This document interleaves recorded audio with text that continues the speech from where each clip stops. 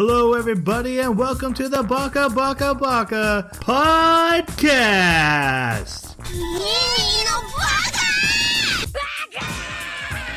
Baka. It's amazing how every time you open your mouth, you prove you're an idiot.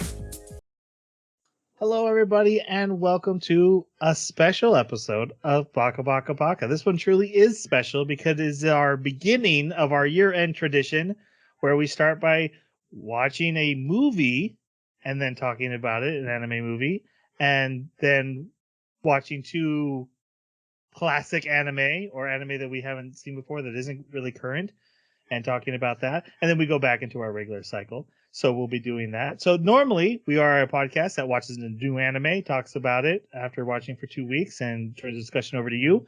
We're doing that with a recent anime movie, and movie does have to be in finger quotes here. Thank you, Jason, for pointing that out. And we'll explain why in a little bit. But first, let me introduce my co-host. First off, we have the Cantina theme to my finger and Dan in the modal nodes, Jeremy. Finger and Dan and the Don't copyright us. Finger and Dan and the modal nodes. That's So, nicely Cantina band. yeah, the band. I think. Oh, is that? Oh, okay. Wow. It's like that's a terrible name, but okay. Yep. Wait. How dare you. And at least I didn't say what kind of music they were playing. Oh, really? It's jizz. In Star Wars, play jizz. God. Not Okay, jazz. That's Not amazing. jazz. All right, that's amazing. So yeah, I'm a little bit under the weather now, so not at my top game, but I'm here and I will power through it. We watched all the diehards except the last one over Christmas. Yeah, screw the last one. Oh, come on. It's so bad. He's absolutely right. It's so bad. You can even skip 4. I did like 4, but it can be ejected too. Yeah. First 3 are great. 4 felt like a Fast and Furious, like it was pushing into that territory. It really did. Yeah. Because we actually watched the I think the latest Fast and Furious 2, where they went into space in the little car. I was dying. Yes. And I was shocked because I never thought that Die Hard ever like crossed into the territory of ridiculousness that Fast and Furious holds. But yeah, it totally does. But okay, so obviously I love the first Die Hard unabashedly. Second one is pretty good, but the third one, what I love most about the third one is if you watch the third one, you're like, wait, this isn't a Die Hard movie, and it wasn't. It was clearly a movie they wrote, and then we're like, no one's gonna watch this. Okay, but what if we put John McClane in the movie as the main protagonist and just called it Die Hard? And they did that. And so it's nothing like any of the other Die Hards, but it's still amazing. It's just a buddy cop show. Yeah. It's its own thing that they just shoved Die Hard in like a square peg into a round hole, like go. Yes. Very good. All right. We also have the Jedi Rock to my Max Rebo band, Jason. That one I don't know. But So Max Rebo band used to play the Jabba Palace Party song. And That's the big blue guy. Yeah, and he's the blue elephant guy. And then in the special edition, they actually created a song for them to sing called the Jedi Rock. And it is the worst thing in Star Wars. I don't care what Jeremy says. It really is the worst thing in all of Star Wars. I hate the Jedi Rock. And then they removed the Ewok theme from the same movie. are you kidding? Yeah, it's a tragedy. Anyway, that's you, Jason. How are you doing? Yeah. Oh, fantastic now. Happy New Year. We're recording right afterwards. So that's why Jeremy's sick. He is plastic. Yes. That's party too hard, man. Over the past couple weeks, I got a chance to watch The Witcher, which is better than any MCU production. Any. Is that a low bar though? Oh. No, but season 2, I just couldn't stop watching, and when it was over, it was one of those moments where you just start shaking in your chair, going, "Where is more?" Yeah, fantastic. Not only a fantastic addition to the first season, but just feels just a great homage to the game. I don't know how closely it goes to the books. All the acting was fantastic, and Henry Cavill can grace my screen anytime he wants. You sound like me. Yeah. Yeah. Besides that, Troy got me into Teamfight Tactics, and now I'm playing League of Legends, and I'm not happy. It was a gateway drug. I was like, just one hit, man. Just I'll one do it. hit. And there's so many characters, I have no idea what they are. But anyways. All right. And my name is Troy.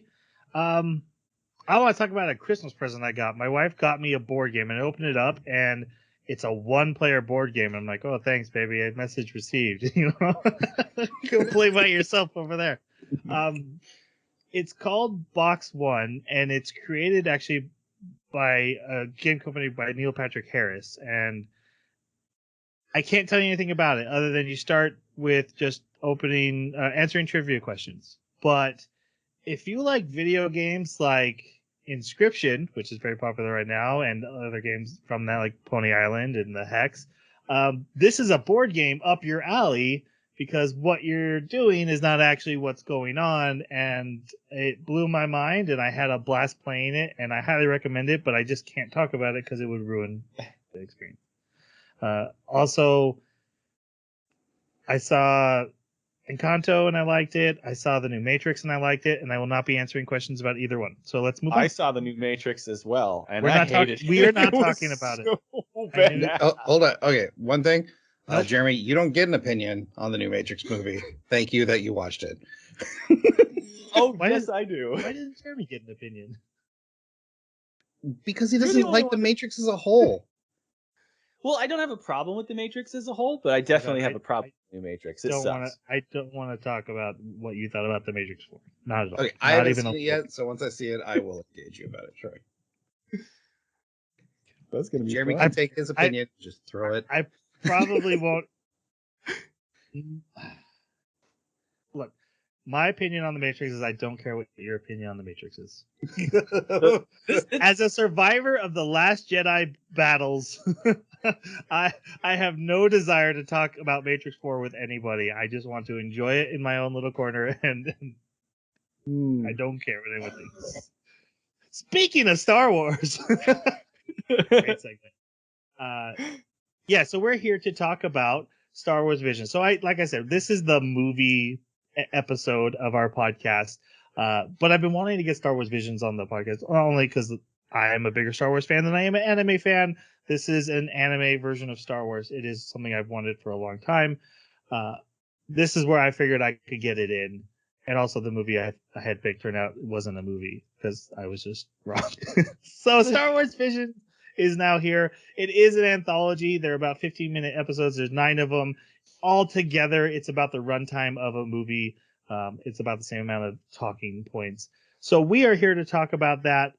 Let's do our non-spoiler review. Now, this is going to be kind of hard because it is an anthology. So I do guys want you to mention a little bit how you feel about anthologies and as a whole, and then how you took this anthology as a whole. And we're going to get into the nitty-gritty in the spoiler section about individual episodes. So, Jason, why don't you start us off? What did you think? It's real mixed feelings because it's very difficult to judge this particular anthology as a whole. And the reason is because there's no connecting threads besides the theme of Star Wars and that it's done in anime, mostly. Hey, there's some CGI that's anime style, and you can arguably we've argued about and what is anime. There were a few that I loved. There were a couple that I could have done without, and the majority of them just kind of fell right in the middle of the road. I think one of the most fun things about this particular watch was they present the studio at the title screen, because they're like Studio Trigger presents the twins, and it was exciting to have that first moment of, yep, that's who that is. Or like, I didn't even have to see Studio Trigger to go, oh, that's a Trigger. Yeah. But it was worth a watch. I'll say that as a whole. It was fun and neat. But I just kind of felt disconnected from it as a medium, just because it's not canon.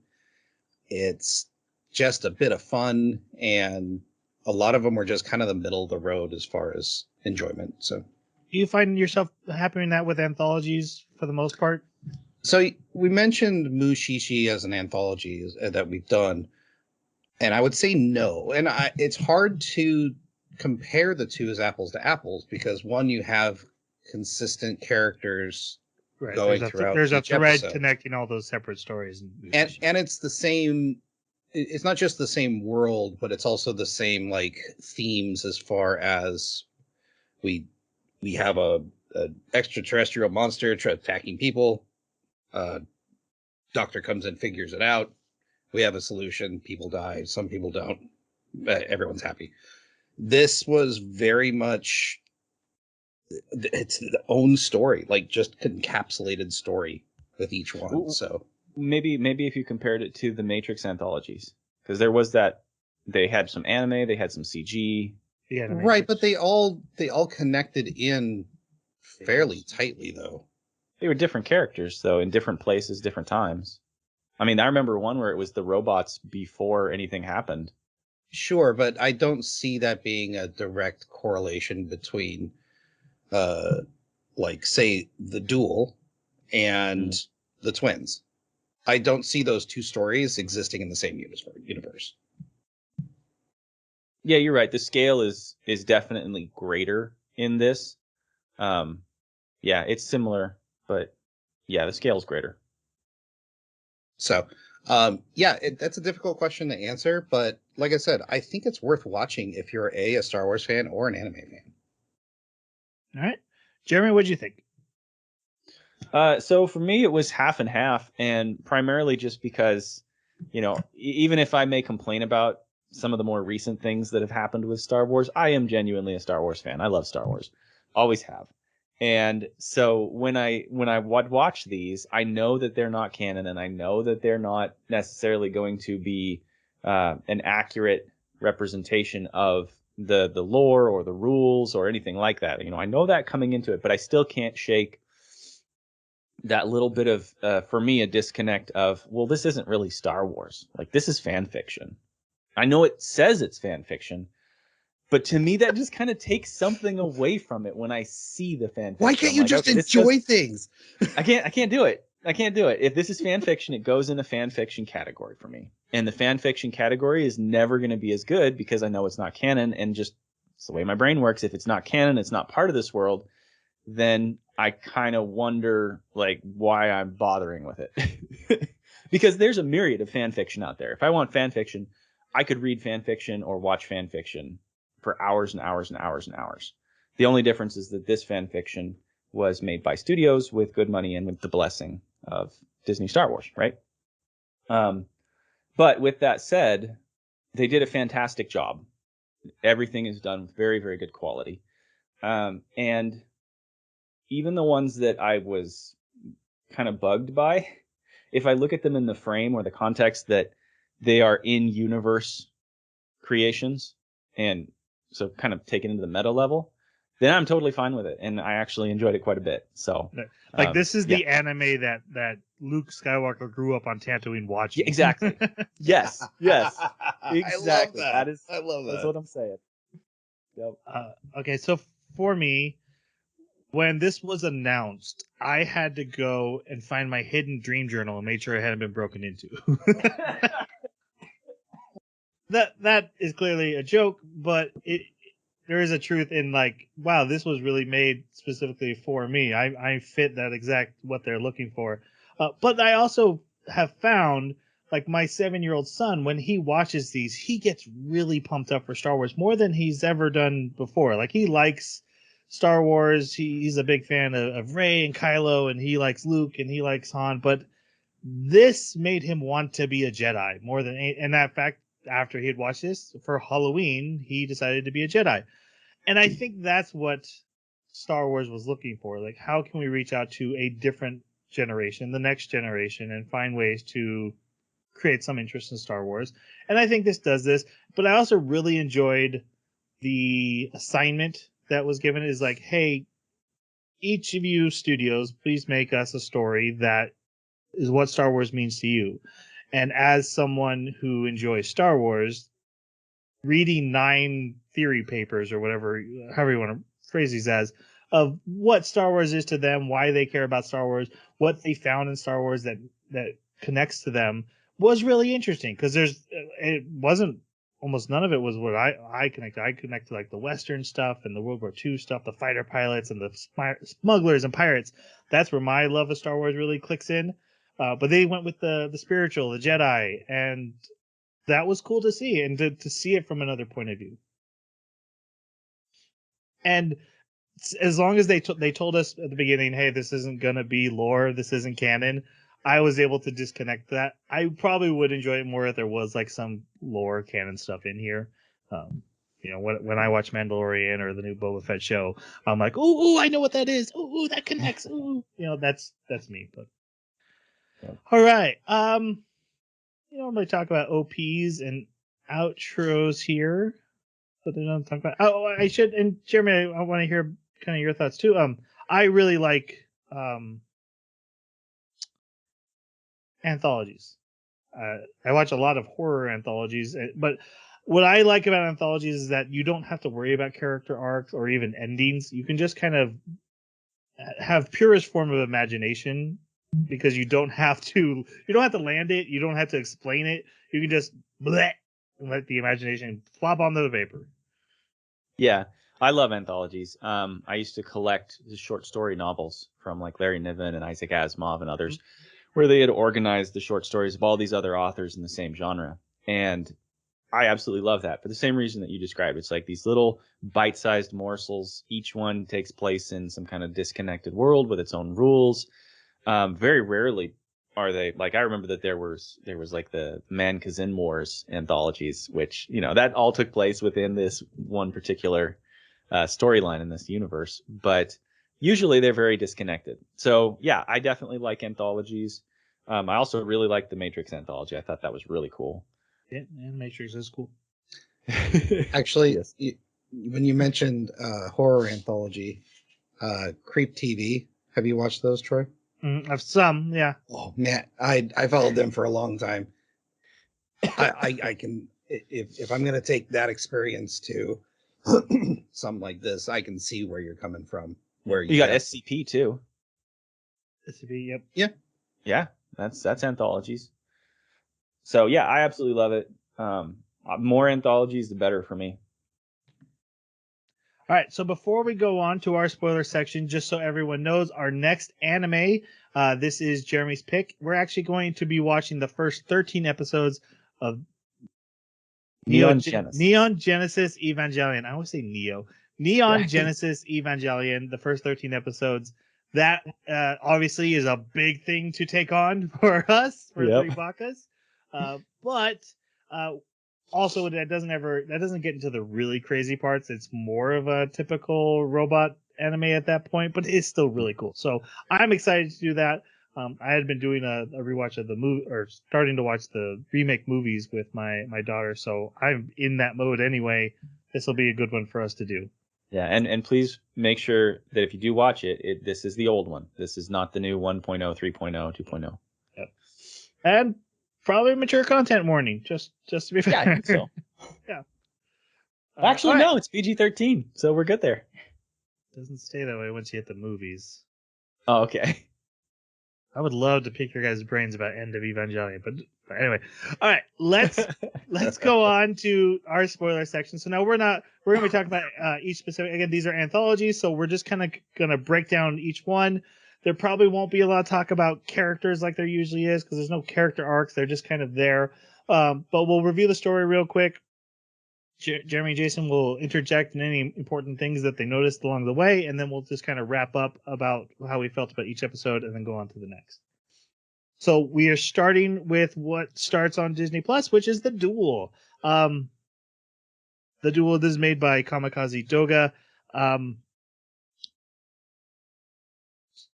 Do we want to do pre-thoughts or just wait till after the story's told? Maybe if you appreciated something about it, I guess maybe we should talk about it first and then Okay. Because this was by far my favorite episode. Right. I loved everything about this. Mhm. Yeah. So this one is it's actually presented in mostly black and white, and Star Wars was heavily influenced by Kurosawa. Oh no! Spaghetti westerns. Don't blink. No, Akira Kurosawa's samurai films, and they applied that film grain to the animation, that old black and white, which really brings it like fully around. Like it was old wandering samurai stories that George Lucas loved that kind of phased into Star Wars, and now here's a Star Wars about a wandering samurai, done in that style. The village looks like that style.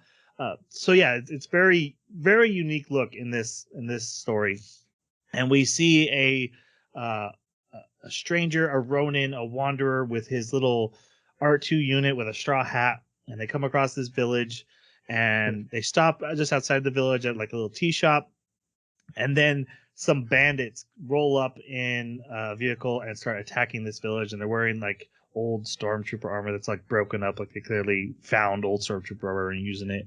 And they start taking this village hostage, and they ask for the leader, and this little boy stands up, and he's the son of the chief, but he has hired mercenaries to defend the town. So all these mercenaries come out, and you got droids with Gatling guns, but they're e-webs, but they're tied with rope. You have a This felt Doug. so much like Seven Samurai when the mercenaries showed up. Yeah, very much. I love that. The Doug in the little pod with the samurai swords flying around, Yes. slashing at people, a sniper. And they start beating the bandits, but then the leader of the bandits emerges, and it's a woman in a cloak, and she pulls out an umbrella full of red lightsaber, which is one of the craziest things that you'll see in this whole anthology. And they're like, "Oh no, it's a Sith!" And so she just starts slaughtering them all. And the wanderer, his droid gets hit, and he asks the tea shop. He's like, "You got to repair him. You have until his tea starts boiling." And he goes down there, and he attacks, or the Sith woman attacks him, and he stops her blade with the Force, just holds it in place. And she's like, "Oh, you're a Jedi. I haven't fought a Jedi in a long time." And he pulls out his lightsaber, which, fun fact about his lightsaber, it's broken and can't turn off, so he's built a scabbard. So he has a reason to draw it like a samurai. And it's but red. Yeah, and he has a red blade, and he starts fighting her, and he fights dirty, and he's like, "No, I ain't no Jedi." And they have this really cool duel going on. Meanwhile, the bandits have retaken the town back from the mercenaries.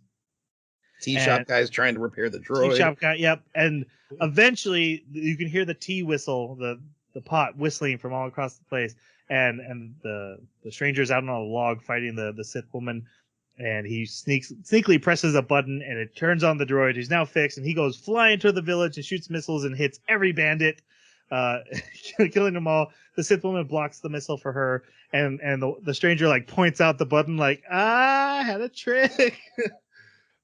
He gets knocked off a waterfall from the river they're fighting in, and there's a temple underneath, so he goes over there, and the Sith woman pursues him, and she sees his sword, so she splits the waterfall apart with the log they were on, and she jumps in and attacks, but it was just a statue holding his lightsaber blade, and also his scabbard can make a lightsaber blade out the other way, and he stabs her in the back, and kills her, and then he goes up to the village, and they're like, "Oh, thank you, Jedi," and he gives the umbrella weapon to the shopkeep as a payment for all his help, and then he reveals that he has a red lightsaber blade, and they're like, "Oh, that is not a Jedi." But he gives the red kyber crystal, and you see that he's got like half a dozen inside of his jacket. Like he goes around murdering other Sith for kyber crystals, and he gives this one to the village boy and says, "This will protect you from evil." And then him and the droid wander off, and that is the end of the story. So your guys' thoughts on this one? Yeah, everything about this, the black and white, and then the only things that had color were the lightsabers. Loved it. The duel was fantastically choreographed. I did like that it wasn't just the Ronin came down and slaughtered all the mercenaries and saved the town, right? The mercenaries were the ones that took on the bandits, and then it was a duel, and that's why it's labeled the duel. But when he said, "Hey, you have till this teapot boils to have him fixed," I was clueless. Like I don't know why I missed it, but when it went off and everyone could hear it, I was like, oh, he's gonna use his droid. He was waiting for the sound as like a call. I was like, that's so cool. And it's so, everything about it feels so feudalistic, like old Japanese feudalistic, but they've got technology. So it was kind of this weird dichotomy. But this was by far starting off the anthology on a really high note, and I really liked this episode. Yeah, I totally agree. Very, very high note. This is one of my favorites. There's just something so dramatic and engaging in the way it's presented and the fast-paced action and how the shots don't linger unnecessarily. We learn enough about the village just by observing the people in it and the mercenaries and the bandits. You get a sense that the boy steps up to be the role of the leader because nobody else is doing it. Everybody else is scared. His father is sick. Yeah, but because his father's sick, but that's not no told other to us. adult We just get a there. shot of it, right? Which is cool. Yeah, exactly. And no other adult there decided, hey, the village chief is sick. Maybe we should step up instead of this little tiny kid. Right. Instead the kid does. So like, there's just little things in it that are very much like that. Like, I this is one of the ones I watched the first 4 like a couple months ago, and I didn't get a chance to watch them again because of being busy watching Die Hard and Matrix, but I still remember this one pretty clearly, and I can't say that for some of the other 3. So this one's very, very high in my books. Absolutely love this one. Yeah, this is a really good, strong one to start off with. I don't really have much to add except for I love that he fights dirty. I love that she's expecting like, oh, here comes a Jedi with the Jedi fighting way, and he pulls out the red lightsaber. And he's like, oh no, this isn't going the way you think it's going. And he constantly fights dirty. He's using a second backup. He's got the droid with missiles ready to go. He's hiding. He's doing whatever it takes to win, and I love that about it. Also love. There's so many little Easter eggs that connect to Star Wars. The E-Web blaster, but it's tied with rope. That kind of stuff just gets me. Just a beautiful visual style. And again, like I said at the beginning, the fact that it kind of ties back to Star Wars Origins and loops that all together is a meta level that I enjoyed about this one. And really, the ones that tie into samurai, and samurai and Jedi being similar, that works well in these stories. That clearly is their wheelhouse and what they're comfortable with, so that does work well. All right, our next one. I'm going to guess at a time that this is not everyone's favorite. Uh-oh. It is Tatooine Rhapsody by Studio Colorido. This is a story of a Padawan who's escaping Order 66. And when he does, he comes across this young Hutt who wants to start a rock band, and he mistakes this Padawan Jedi for a singer. He thinks the lightsaber is a microphone. He's like, and takes him in, and they form a band called the Star Waivers. And we see them years later, they're playing a gig, and Boba Fett shows up. One of the only times like a canon character shows up in any of this. Boba Fett arrives. And he looks like a chibi Boba Fett. Yeah, he's a chibi Boba. It's a very chibi style art. Like everyone's very good. It kind of reminds me of Made in Abyss, dying, but not as clean. Yeah, I think you got something there. Yeah. But yeah, so chibi Boba Fett attacks them, and he wants to arrest the Hutt, whose name is Gi. He is Jabba the Hutt's nephew, who has left the family business to pursue his career as a rock star. Yep. Amazing. These are words coming out of my mouth in Star Wars. That's amazing. And so they fight off Boba Fett and his bounty hunters, and they get away in their ship, and then Boba Fett chases them in the slave one and shoots them down. They crash. He captures Gi. Jay tries to step up with his lightsaber to save him. The lightsaber doesn't even activate. He's not able to save him. And actually, I do love my favorite part of this episode is right here where he goes, "You sure you want to do this, kid?" Like, yeah. And he's like, yeah. Well, actually. And in English dub, it's Tamura Morrison, who is now Boba Fett for all intents and purposes, is doing the voice of Boba that's Fett. Cool. So they did get the right voice in the English dub. It the kid is also the guy. Man, I had a few drinks after. Channing Tatum. No, Oh. Joseph Gordon-Levitt. It's Joseph Gordon-Levitt. Oh, that's cool. Who probably not his best singing. Anyway, the song's better in Japanese than the dub. If you watch one in Japanese, this is the one to watch in Japanese. The English dub song is not.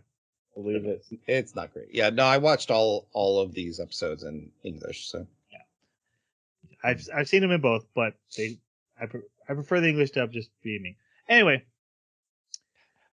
the band decides they decide to rally together and save Guy, so they go to Tatooine and they make a deal with Jabba that before he's executed, Guy can play one more song with his band, and so they perform at the pod racing arena.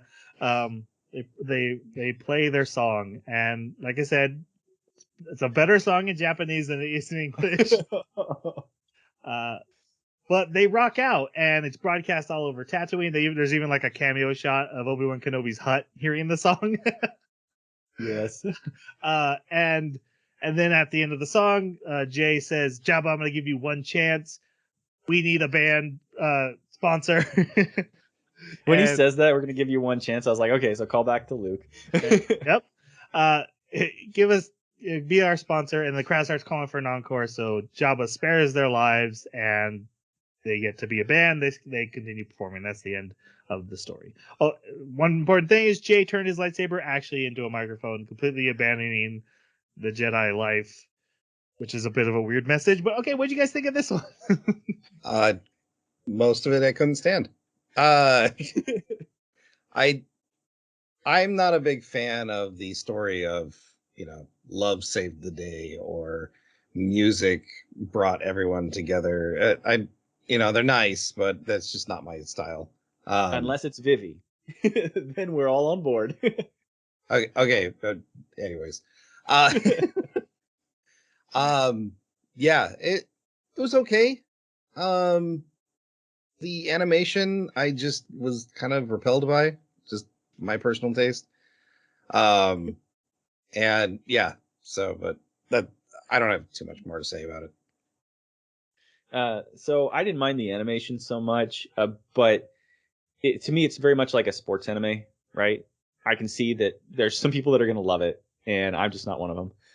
But I don't have anything necessarily that I can point at that I didn't like as far as, the production or anything like that. The one story gripe that I have is just that, like, Hut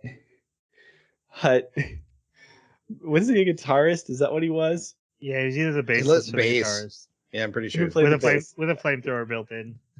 Yeah, like it just I don't know. It felt so like the ridiculous level was so high. It was just tuned up so high. And I don't know, it felt so silly. Like the silliness was just overwhelming. Maybe that's what it was that really got to me, was the silliness. Yeah. Yeah, it was like even though there's moments where they have a bit of weight to it, where they're like, are we gonna go save our friend? This could mean that we're in big trouble. We could all die, but are we gonna go save him? But even that, it was like, come on, look at you guys. You look silly. You act silly. Like, I can't take this seriously. Why is there three guys and one guy? Yes, exactly. And so, yeah, I don't know. This is definitely a low point for me, but I can see that people would probably there are people that would probably like this one. Same people that like JoJo, probably. my 7-year-old son jams out to this one, and just because of the song. I think he likes the song. Probably either my least favorite or second to least favorite of the ones, but nothing's really wrong with it. I do love seeing a punk rock band in the Star Wars universe, because we have the Jizz band and we have the Max Rebo band. And this song is definitely not worse than Jedi Rock, because Jedi Rock is the worst thing in all of Star Wars. You gotta give me a demonstration. Like, I don't even remember Jedi Rock. Maybe after the show. Yeah, I'll have to send you a YouTube of Jedi Rock. Okay. And just the fact they replaced them. It's a gripe. It's a gripe I have. Anyway, one thing I gotta call out though is I love that we got the spaceship version of a crappy van that a band drives around to gigs. That tickles me in so many ways. That's my highlight of this episode. Every time I watch it is like, there's that crappy van that every band has to use to get from gig to gig, but in spaceship form. And Boba Fett shoots it out of the sky. I'm like, yeah, you're a crappy van, man. So yeah, I enjoyed that. All right, our next one. This one's gonna be fun. The Twins, created by none other than Studio Trigger, who went as Studio Trigger as they could possibly go in Star Wars. Which is funny because there's another Studio Trigger in this one that I would not know is Studio Trigger. Yeah. But like Jason said, you know this one's Studio Trigger like 5 seconds into it. Yep. All right, so we start with a very classic Star Wars shot of the light revealing a Star Destroyer, right? It's in shadow and then the light comes across it. Very classic Star Wars cinematography. Except for it's conjoined to another Star Destroyer with like a circular weapon in between them, which very much fits the theme. We see a guy in a very Sith Darth Vader-y costume walking. Yeah, almost through like the a ship. Kylo Ren look. Yeah. There's a couple of those throughout here that's used to invoke a certain feeling. But yeah, he comes up to this giant, the power source, which it turns out to be a giant kyber crystal. But then we meet his sister Am. Twin So sister. that was twin sister Am. And they are getting ready to fire a new super weapon. These two Star Destroyers and the kyber crystal create a super weapon that rivals the Death Star. And also the crystal can power their super suits that they have. But they're both twins born of the dark side. I'm unsure what that means, really, because they don't explain it. Well, Genetic force manipulation. I don't know. Right. We know there's a character who in real Star Wars who's born of the Force. Well, that's true. So there could be a dark side version of that. So they're like negative Anakin. But also, it's made clear that the characters themselves don't really know what it means. They're like, we don't even really know what our real purpose is. Probably a lie then. Yeah, probably. Anyway, they get ready to fire the super weapon. It doesn't fire. Hey, the kyber crystal's missing. Hey, your twin brother's missing. Then we get a scene of Carr. He's walking with his droid. He's like, don't worry, no one's going to notice. Immediately surrounded by stormtroopers. Uses the Force to take them out. Gets to the ship hangar, and his sister confronts him. And he removes his Sith clothing, his super suit, and he wants to get rid of this kyber crystal. It's bad news. And she's like, you want to give it to the Republic? He's like, no, I don't care about Republic. I don't care about Empire. I don't care. I just want it gone. His droid steals an X-Wing. They fly away, but she pulls the crystal and him back, rips him out of an X-Wing, pulls him back, and then they fight with forceful for the crystal, end up breaking it into two pieces. He shows her a vision that he's been having of her being overwhelmed by the power of the crystal and being hurt by it and dying. And she's like, what, you think I'm scared to die? You think I'm a coward? Dark side forever, for life. So she shoves her part of the bigger part of the crystal in her suit. It gets like arms grow off of her suit that create lightsaber whips. And also, I should mention, we're on the outside of a Star Destroyer in the middle of space right now. Yes. And she's whipping and like cutting up the ship. And he's hiding. And he's like, how am I going to fight back? And he's like, well, what if I take my crystal? And he puts in his lightsaber, which becomes a giant lightsaber that he's able to block the whips. They have this huge Studio Trigger battle.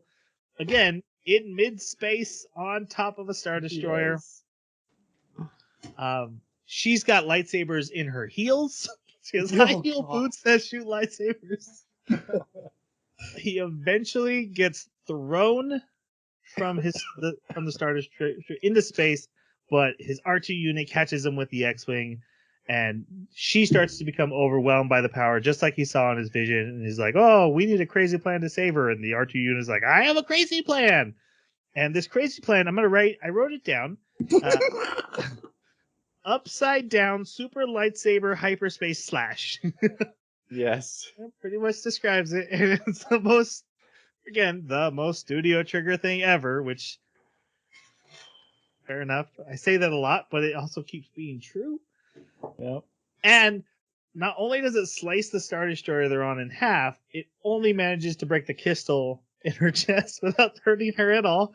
Lightsaber is huge, and he blasts into hyperspace, and then the piece of the resistance, the cherry on top, her evil dark side droid comes out and saves her wearing a space helmet.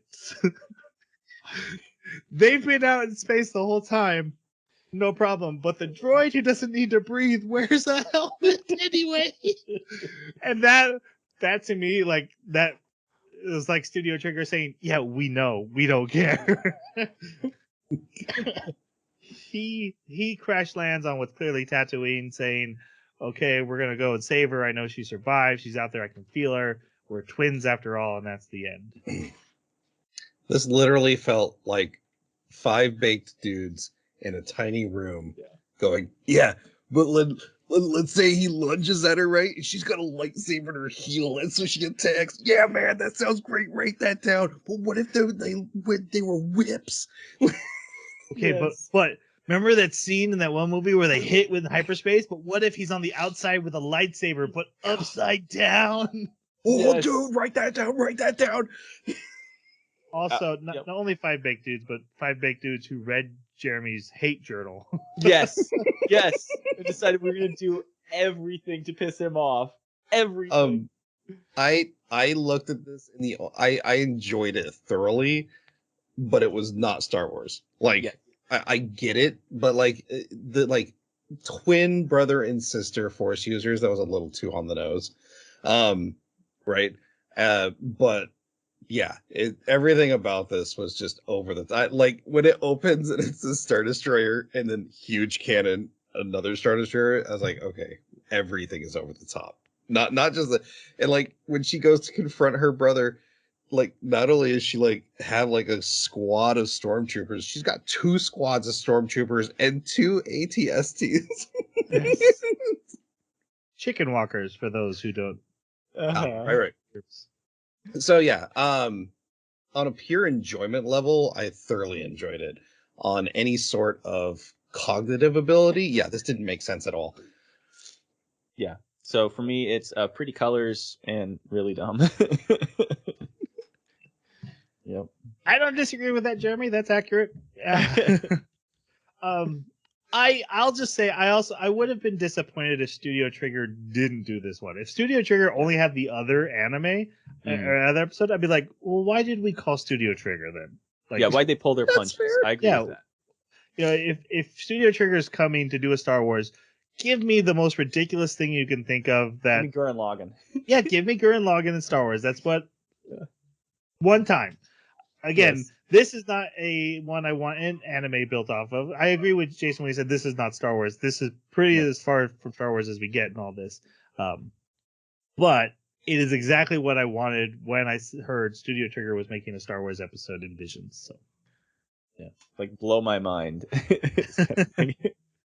All right. Our next one is The Village Bride by Kinema Citrus. They start with, we see a young Jedi girl who is wearing a face mask just from like beneath the eyes, so you can see her eyes. That's important because when she meets this explorer on this distant planet, who's a friend of hers, and he comments like, "Oh, the mask doesn't really suit you," and we get a sense from her that her master has recently died and she's been injured not too long ago, which is she's using the mask to cover that up. But she's here to meet up with this explorer, and he wanted to show her something. And they see this young couple going through a marriage ceremony where the groom carries a bride up a mountain to this sacred stone, and they follow them. And this sacred stone, they call it the Magina on the planet, but it's also the Force. So they go to the stone, and the stone like gives them visions of the past. They see themselves as in their childhood, trying to block the river, or mess with the flow of the river, and also seeing like mountains crumbling. All these visions they get. But this is part of their marriage ceremony, and the Jedi is like, oh wow, this place really is strong with the Force, and she's told her master has roots in this planet, is how it was phrased.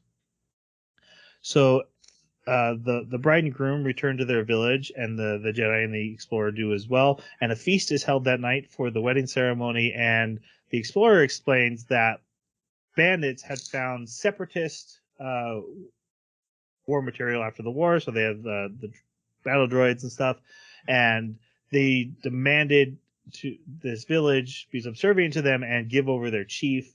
To protect the chief, the daughter of the chief, the bride, has agreed to sacrifice herself, but before doing so, married the man of her dreams, her love of her life, before she was given up. And then during this wedding ceremony, her sister actually stands up and is like, "Hey, this is wrong. We should be fighting back. We shouldn't.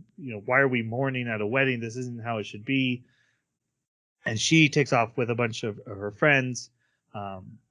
That night, the Jedi talks with the bride, and they talk about both the Force and the Magina of the planet, and about doing what you can. And then the next day, the bride, and we see a scene with her husband. Her husband obviously is willing to sacrifice himself too. He's not letting her go through this alone. But she goes up to the bandit leader the next day, and he's like, "Oh, that's so nice of you. I'm so glad you did this, but I'm also really upset because, hey, look, I was attacked, or these people were attacking us. Here's your sister. I'm gonna execute her." And he goes to execute her. When he shoots, the laser bolt stops, and the Jedi has stopped the laser bolt. And then the Explorer starts sniping from a hill, attacking these bandits, and he throws. I love this. He's been wearing he had this special helmet on when we first met him, his Explorer helmet or whatever it is. And he takes it off and he throws it, and it turns into a rocket that goes inside their spaceship and explodes. I don't know if you'd put on a rocket-propelled helmet on your head, whereas the rocket's like, if it goes off, your head's inside the rocket. But it was cool. It didn't seem safe. Yep. It destroys all the battle droids because the ship was their control center, and then the bandit leader grabs the bride. Her name is Horu. Grabs her and holds her at gunpoint, and the Jedi, she pulls out her lightsaber, which is very katana shaped, and her high heels turn into like super high heel speed boots, and she does this dash where she cuts off his arm and takes him out, and basically then says goodbye and wishes everyone well. The Explorer helps the village to rebuild, and then she leaves in her ship, no longer wearing her mask. She had taken her mask off before the fight, and has settled into peace. And there's a lot of what's in this that I had to skip over is like how much it's about being in harmony with nature and the Force and all that, which the bandits were not and the village was. So what did you guys think of this one? This is number 2 for me. There was so much visual storytelling in such a short amount of time. I was so impressed. Also, this felt like super believable to be included in canon, just on an off planet. Like, this felt like I was watching something from Star Wars. A broken-hearted Jedi who lost their master, trying to find their way, meets a wise elderly person that helps them through their struggles with the help of the Force and nature, and saves the day from these bandits.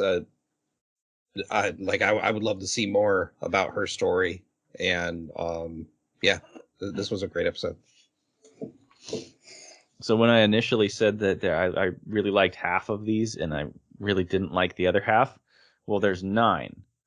So that means that there's one that doesn't fit in either of those categories, and that's this one. This one to me, and I don't know if it was just coming off of the twins, but it was so forgettable to me. Like, it was so calm and so relaxed and so peaceful that I was bored out of my mind. It was only 11 minutes long. I was so bored. I was like, there's just so much of this like lovey-dovey harmony with everything crap that that they're pushing down my throat here. But no, I totally agree with you, Jason. Like, this is probably one of the closest ones you'll get to a realistic Star Wars story. And so for that, I got to give it kudos. So yeah, I just think it was honestly just having it right after the twins. They should have put this one closer to, like, I don't know, right between 8 and 9 or something, you know, so that it's not just coming off of this crazy nutso one. But I don't know, it's forgettable to me, but I think it's a good one. I'm actually more in Jeremy's camp here. I do like this one. I enjoy the peacefulness, the sereneness, and I enjoy how much they connected with the spiritualness of Star Wars in this. You know, the people who made this, they clearly saw a connection between the balance in the Force and the balance of nature and harmony and all that stuff. And that's a beautiful sentiment. And there's nothing wrong with the story. The story is good, and it's very visual, like you said, Jason. There's almost like there's dialogue, but they're hardly ever talking. It's more just beautiful shots of nature and beautiful, character poses getting ready for action to happen. So I do like it, but I do find it more forgettable. When I think back on Star Wars Visions, this one is pretty low when it comes to mind. So I actually get what Jeremy is saying here. That's fair. All right, and then to our next one. This one is actually my favorite. So this is the Ninth Jedi by Production IG. We just watched Fena Pirate Princess. That's Production IG. Clearly a big studio. So this is one of the longer ones too. So if you guys want to jump in on anything that you caught in this one, this might be a better one to do because it is a more filled out episode. But we start with, we are now way far in the future of anything from Star Wars, from what we hear, and the Jedi are gone. They've been wiped out from the galaxy, but there are still Force users out there, people who want to be Jedi, but the way to build lightsabers has been all but lost to the galaxy. So this Margrave has found a place to harvest kyber crystals, and I love the way they harvest. It's so dumb. It is, but it's so cool. When you have spaceships using physical catapults to launch hands out and grab, but I also love it. And if you noticed, it was specifically on a planet with rings, right? So it's not just like random floating objects. There's literal, like, a planet has busted and made a ring around this planet, and so now they're getting whatever remnants are left with these literal catapults that throw a hook, like more like a claw machine hand. Yes. And before it can finish its arc, it then like fires a rocket and goes up into space. I love it. So funny. The amount of cable required to do what they're doing is not possible. Also, how tough they had to be to fall from high orbit to exactly. I was wondering why it wasn't on fire re-entering atmosphere. Yeah. To me, though, there's something very Star Wars about that. There's something. Star Wars is very futuristic technology, but also archaic at the same time. You know, we can go to space, but we need moisture evaporators, whatever those do. They use like World War II equipment, binoculars, even though they have spaceships. It's just it works for me. So yeah, though I do love the cloth thing. So yeah, and so we start with this very big asteroid around this planet where there's a temple, and we see a young man enter the temple. His name is Ethan. He's a masterless Jedi, and he sees the other masterless Jedi. He looks like a typical protagonist too, like the way he's drawn and acts. It doesn't help that his name is Ethan either, because it's like walking into Star Wars and being like, "My name is Tim." Yeah. What? This is Star Wars. You're supposed to have like a weird name. Yeah. Name's supposed to be like Boba or Han. My name is Tim. So yeah, Ethan comes in, and he meets the rest of the. I believe is it 7? Yeah, there's 7 strangers who are waiting, together for the Margrave to appear, and because he has invited them to come get lightsabers. Like, hey, we will restore the Jedi Order. Come and get your lightsabers. But no one's ever met him, and they're all a little worried. Like, is this a trap? Is this kind of is this on the up and up? Has anyone ever met him? And no one knows anything. Then we meet a young girl who lives on the planet, and her name is Kara. She helps oversee the Kyber mining, and her father is the lightsaber smith. And so she goes in to her father, who's completed building the lightsabers, and they're a little bit different than Star Wars lightsabers in that the power of the Force user changes what they look like. So and their length. Yep, you can change their length and their color based on who's holding it. And so when she picks one up, she's able to change the length up and down, but she notices there's hardly any color to it. I actually love that addition. Jeremy, do you remember we once tried to homebrew a Star Wars thing with like adding elemental stuff? It gave me that vibe of a little bit of homebrewing my own what I feel should be in Star Wars, and I did love it. It broke the story a little bit, and the reason is because you've got the Smith who he just finishes a lightsaber. He turns it on. It's bright blue. It's normal length. Would that imply he's also Force sensitive? Oh yeah. And if that's the case, why couldn't he hold his own against two guards? Yes, I wondered that too. So I wondered that broke a little bit of the immersion for me for this one. Besides that, I actually enjoyed the rest of it. But well, since we're talking about the blacksmith, I really didn't like the idea that this blacksmith is making lightsabers for everybody else, right? Because part of Jedi training, I know Jedi are gone, and so the training would disappear with them, right? And so you don't have to follow the Jedi training, but the training existed, I think, for a purpose. In the lore, the purpose was for them to have a good enough connection to the lightsaber they made, so they wouldn't cut their own head off. I give that a little bit of a hand waviness for this story, though, because they make it implied that lightsabers are all but gone. Mm-hmm. And so, yeah, the idea of being able to make one yourself is probably lost as well. I just wonder if they would actually be very good at wielding them. And it doesn't look like most of them are, which is okay. That actually helps. But again, that even brings up the problem of I don't understand why the girl who has the weakest Force connection compared to any of them is astounding and like way better than anybody else with a lightsaber. So I don't know. I have some problems with just the whole blacksmith thing in general and the girl's power level. So I'm not gonna say nerd out. No, I'm not. I'm actually gonna explain. So a lot of people aren't gonna understand what you mean. In this is gonna date us too. In the old West End Star Wars role-playing game that we grew up as teenagers playing, there was a rule, and you gotta remember this game was considered lore and canon. And matter of fact, a lot of stuff that still exists in lore and canon came from the West End Star Wars role-playing game. You know what we call X-wings. You know the T-60. God, I'm drawing so many blanks today. I'm sorry, but technical names came from that game that we still use in canon today. There was a rule that you had to be Force sensitive to wield a lightsaber so that not any random character builder could, I'm a bounty hunter, but I also carry two lightsabers and I dual wield them and I'm able to beat everything.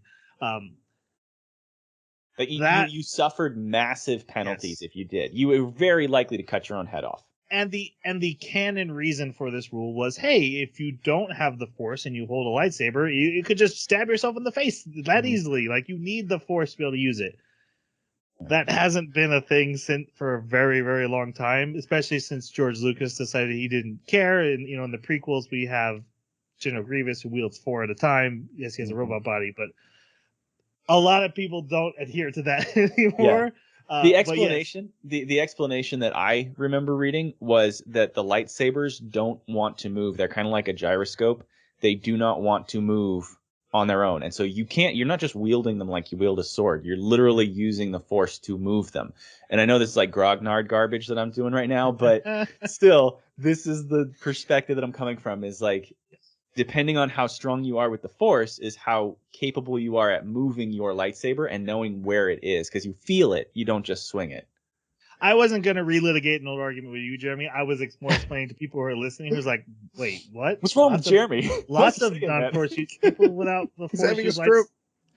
And in current granted, and even from George Lucas's stuff, there is lots of people who used lightsabers who didn't have force powers. See, Grievous, as it of makes this point, sense because he's a robot. Well, but you have the dark Robots can saber, do which has a ton of don't go. lore. We're not going deep. Yeah. I just. But yeah, thank you for explaining that. There's going to be listeners who disagree and want to argue, and I want them to understand that there very much was a thing at one time, and especially for, like I said, for us, we grew up playing those games, and so much of that still is a thing that it is hard. It's not fair to say, well, you can't keep this part anymore. So Right. Jeremy has a legitimate reason there. Yeah, it's kind of like what you have is in the original presentation of it, you've got like really tight, pretty well hooked together ideas, and then it just gets looser and looser and looser and looser until things just kind of exist in this sort of cloud of, well, maybe anything. And yeah, so in this, I'm looking at it, and this is more the blacksmith making lightsabers for everybody, where they don't have to learn to make their own. They don't have to get the connection to their own lightsaber. That fits perfectly, like you're saying, in this new realm of, loosen all the rules so that everything goes. But man, back in the day when Star Wars was great, that would not fly, man. I didn't have a problem with her power level. The only thing that bugged me about this was that the blacksmith couldn't defend himself. I didn't like that. But Okay, well, I gotta ask you then about her power level, right? Like, where did she learn to wield? How is she wielding the lightsaber? Why is she so good? She's never wielded one before. well, in the very beginning, when he first hands her one of them and she turns it on, it doesn't have color. She blocks a couple blaster shots. Luke blocked blaster shots before he even had a real grasp of what the Force was, and her ability to ride the bike. She's been riding the bike for quite some time. So being able to, a semi Force user to be able to take on a guard, that made sense to me. Why was she able to block the blaster bolts? I don't know if there's ever a reason given, but in game, it's Force sensitive. You can predict where the shots are coming from. I think that's not just like an in-game reason. I think that's just the Star Wars reason. Like when you're wielding a lightsaber, if you block blaster bolts, it's because the Force is guiding you to do it. Yes. Right. It's not specifically skill. It's it is the Force. So if she's that good with the Force to be consistently blocking them, leaping around like a maniac and everything, yet her lightsaber is not changing color at all, but then it does later. We're not given a good reason or power level on what the difference between colored lightsaber and clear lightsaber is. So, well, it seemed like alignment, but I don't understand why her alignment would change suddenly in that room. Yeah, see, and this is why I don't have a problem with it. They didn't establish any rules as far as power level, but an apprentice taking on a guard with a blaster, that seems very reasonable to me. Yet the blacksmith couldn't. That's my problem. The blacksmith should have been able to deal with both of them just fine. But she's not an apprentice. She's never wielded one before. All right, You don't know that. cracking my He knuckles. says it. I'm stepping in. In, guys. Okay. Sugar Ray Let's Leonard's do here. this. All right. There's no reason to assume she's never held a lightsaber before. But or she at least says, has not "Can I had hold one." This is a new thing for her. So I'll say a real lightsaber, but she could have had sword training. She's literally been raised by the Margrave, who is a long-known Jedi and a father and a father who's clearly able to make lightsabers and is a Force wielder. The father literally blocks a blaster bolt with his hand and deflects it. Yeah. Which then catches him in an explosion, which is why I think he got abducted by what are called Jedi hunters, not just two rando guards. True. They are Jedi hunters. I think they leave it loose enough for it to be okay. I don't think they explain, hey, this is why she's this good, but I think they leave it open enough that she's okay. The Force helping you with stuff is very much taken as an instinct. We see Anakin Skywalker as a pod racer long before he's ever to train. Not something a human can do because he leans into his instinct, but we know that's actually the Force telling him what to do. She could just be very good at trusting her instincts, thus being able to block blaster bolts and not realize, oh, I'm actually doing totally Jedi stuff. And I manifest in her blade.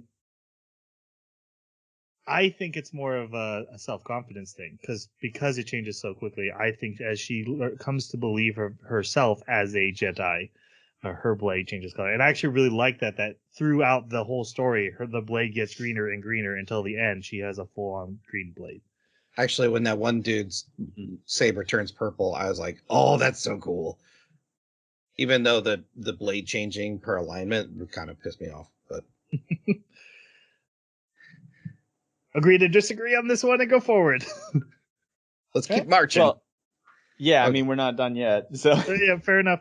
All right, so she runs away from the guards and she's tasked to deliver. Okay, we skipped over a bunch of stuff. Guards show up. They're Jedi hunters. They come for the lightsaber maker. They say the Margrave has sent them. He sends Kara with the lightsabers to go deliver them. He is caught in an explosion, is captured. She runs off. One of them pursues her. We then see the Masterless Jedi again, and a giant droid has come in. He's like, "Hey, yeah, the Margrave will be here. He's shy. He's weird. Don't worry about it." And he has a box with him. He's like, "Oh, you guys want to see a lightsaber?" And Ethan pulls it out and he turns on a lightsaber, and they're like, "Oh, we haven't seen lightsaber in forever. Lightsabers were gone before I was even born." So they're all very excited to see it. Then we see Kara. It was very, just real quickly, it was very curious that no one else wanted to grab the lightsaber. Only Ethan grabbed it and turned it on. Which I think was intentional on the robot's part of, hey, you know what? I want to see which one of them holds this. And see if, oh, look, that guy's is blue. That's good to know. Yeah, right. We get a really cool speeder chase with Kara and the thing. She drives backwards, blocks his laser bolts. The scene in the trailer that was always showed revisions is when she hits the ice, she jumps off the scooter bike and is running, but still sliding backwards on the ice. Cuts his scooter down. Her droid brings her scooter back, and she drives off. I also there's a camera shot where the camera's moving at a certain speed, and it's going faster than her as she's getting on the speeder, but then she takes off in the speeder and surpasses the camera. It just has this really cool like effect that I know that every time I watch this one. I love that. She drives on. She goes to these pilot droids, shuttle pilots, droids, and they're all dead except one. And she's like, "Hey, I need you to take me to the temple in the asteroid in space." And he's like, "I'm on my break. Get someone else." And she's like, "They are all broken. You need to take me." Fine. This had, not only does this fit Star Wars for me, but also had a Miyazaki vibe to me. This old cantankerous robot drinking tea and doesn't want to do his job. Even just the way that the robot walks, the droid walks when he walks to the ship, is like a very old man. He like puts his hands behind him as he walks. So he does take her up there. When she gets there, she goes to the Jedi and she opens the lightsabers. She's like, "Here, you guys, you need to help my father. Where's the Margrave?" And they're like, "Wait, you know the Margrave?" And she's like, "Yeah, I've known him since I was a baby. I've lived here my whole life. He's a great man." And they're like, "Okay, well, they say like, we can't wait anymore. We need to act." And they all turn on their lightsabers, and outside of Ethan, they're all red. They're Sith, acolytes, and they're here to kill the Jedi. Subversion twist. Yeah. I actually like that twist. Yeah. Especially since cool. the Margrave that we've seen is in very much like a black cloak with a black mask, very Darth Vader. Red eyes. Yeah. Yep. You're supposed to think, oh, is he just trying to trick Jedi? He did it on purpose. Yep. Mm-hmm. So the Margrave appears, though. He was in the giant droid the whole time. He's like, "Haha, you idiots." Steals a lightsaber from one, and it instantly turns from red to like green with a cross hilt part. Okay, 1 second. It was really weird to see that he was in the droid, and yet none of them sensed him. And, he was suppressing his powers. Right next to them? I know that works if you're a distance away, but if you're within like 20 feet, 10 feet, you can still suppress your powers? That seems... I guess Palpatine did it, but you'd have to be that level. He also beats like 7 of them, or okay, there is 7. Like 3 or 4 of them on his own. They seem kind of weak. Like without Jedi to go against, the Sith have become a little stagnant. And they put one out of them has red lightning. So. That's true. But yeah. All right, big fight happens. Like I say, he kills a bunch. Kara joins the fight. Ethan joins the fight. Ethan's terrible. He's like barely hanging on. Kara's taking on 2 at a time. Her lightsaber's fully green now. She eventually, they take on like the boss of these guys, and she takes them on. And then the Juro, the Margrave, pushes him. And this temple is like built on a giant kyber crystal, so he like falls and catches on fire and dies. Why? And Why did he die? Because he came in contact with a kyber crystal. No, he broke the protective seal. I guess there was some sort of beam going through it. It implied that he broke some sort of protective heat shield, I saw that, but like, why?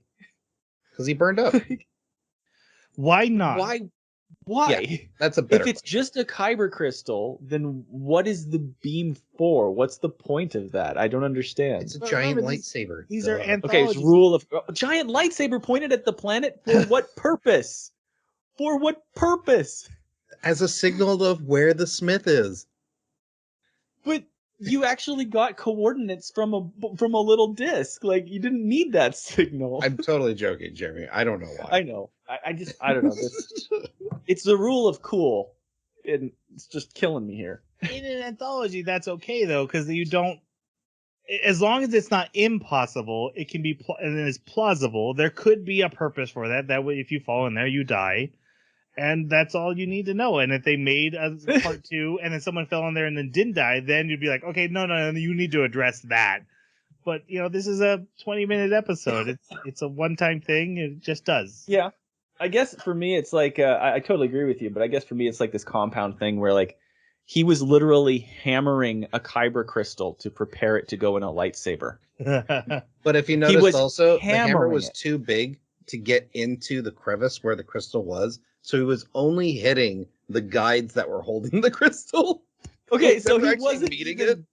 he wasn't even doing proper blacksmithing then, because he wasn't coming in contact with whatever he was hammering. He was being You ineffectual. don't know what Like, kyber blacksmithing is proper. we got to see people make lightsabers, and they did not hit their kyber crystals with hammers. It's a crystal, not a metal. What I love about this scene, by the way, is the shortest, like, ugliest alien-looking dude that Dies first. is like lightsaber goes red. He's the first one to go. Yeah. Yeah. I love how. There is actually an issue with this episode. And then I should say this is my favorite. And I want a real anime based off of this. Especially since it's set so far. It's like, hey, this is a completely different time frame. Thousands of years later, I'm okay with loosening up the lore to go to a time frame like that. Cool. Yeah. But none of these people have ever met the Margrave. Ever. And then 5 minutes into this battle, they act like they've known him all their life and they're very irritated with him. They're like, Juro, how dare you? Like, you don't know this dude. Why are you taking this so personal? Yeah. That felt a little weird. It felt like they were like old friends, but also in the first half, they'd never met him before. Yeah. Okay. There's only one Sith left. It's a big fuzzy guy, and his lightsaber turns from red to purple. And they're like, "Hey," he's like, "Oh, sorry, Darkseid got me, guys. Sorry, my bad." And they're like, "Oh, well, we'll just forget that happened. Yeah, You're one of us now." And then they're like, "Kara, you should become a Jedi too." And she's like, "Okay, can we go save my dad?" "Yep, let's go do that." And the 4 of them like have this cool slow-mo action walking out of the temple shot as this giant spaceship picks them up. And they fly off to go save her father, and then the temple is an upside down lightsaber. I love all of that. It was one of the higher ones on the list for me, but the action was cool. The story was a little, but yeah, I still have a problem with the blacksmith not being able to defend himself, but I get the explosion weakened him, but yeah.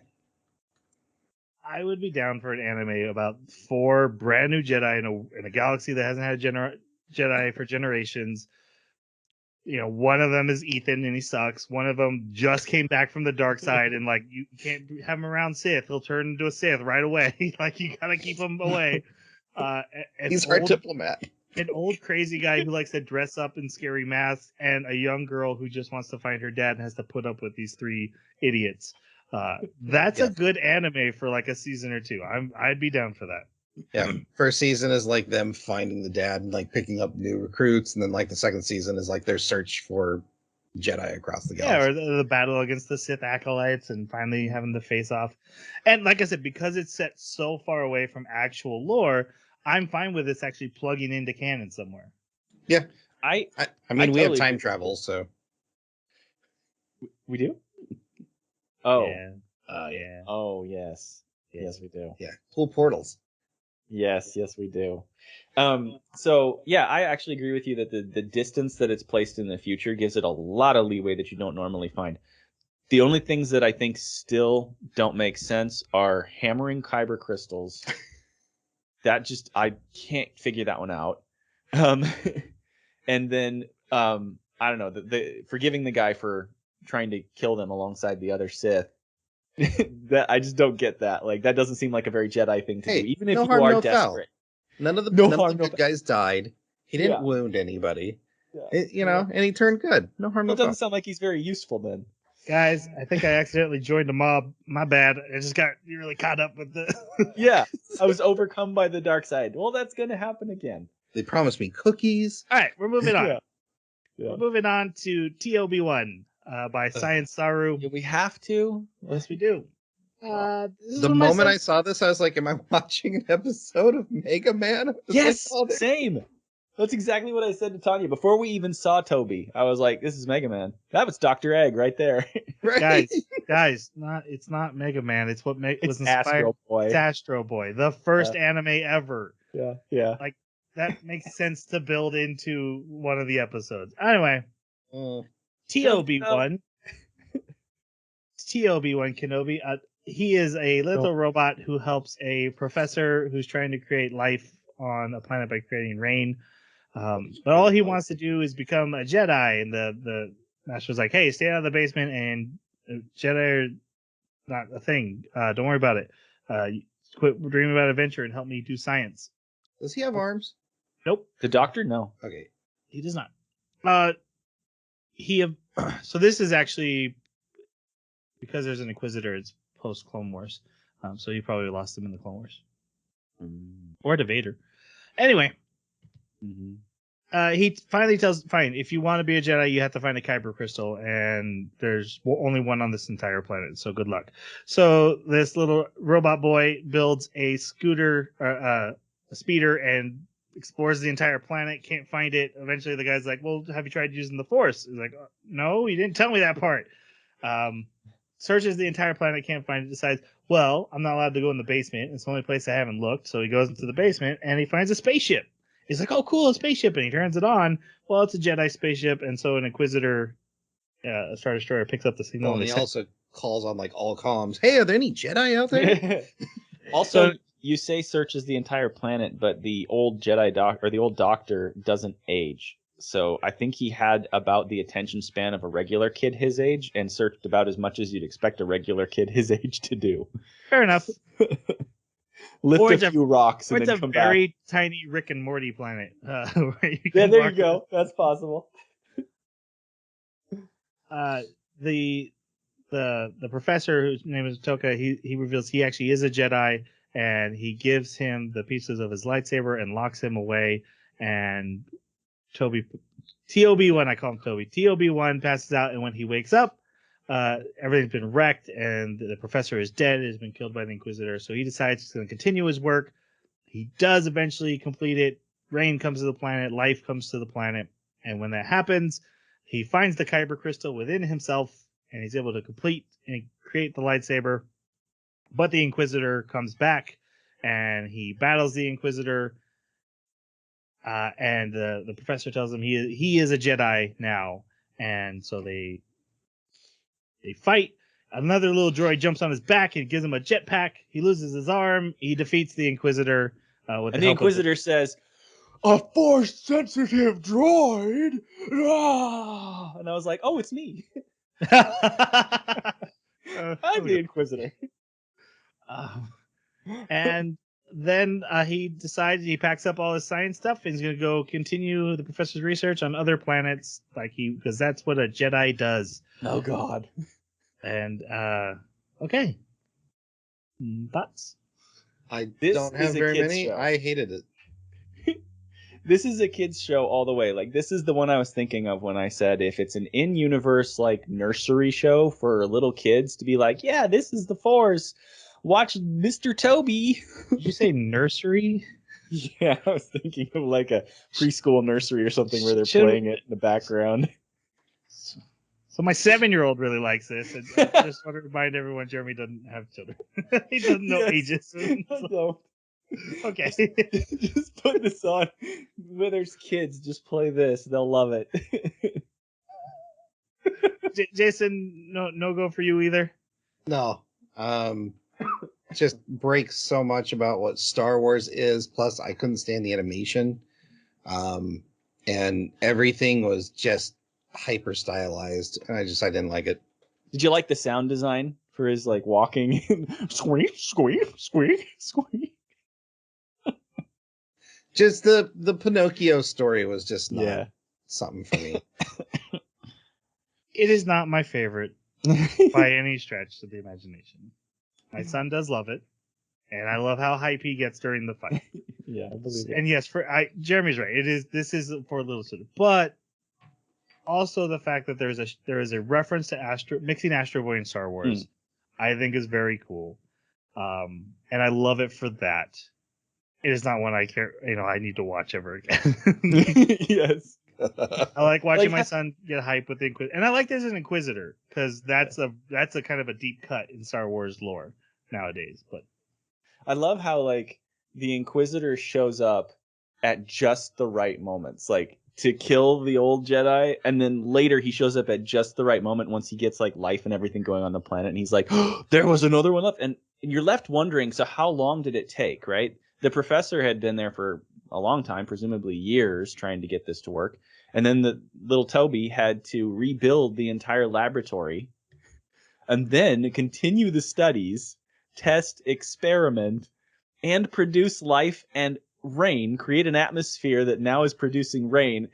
Where was the Inquisitor? Like, is this the same Inquisitor? And he's just like happens to be back at this moment. Is like, I remember you. It made it seem like it was a day or two later or a week later.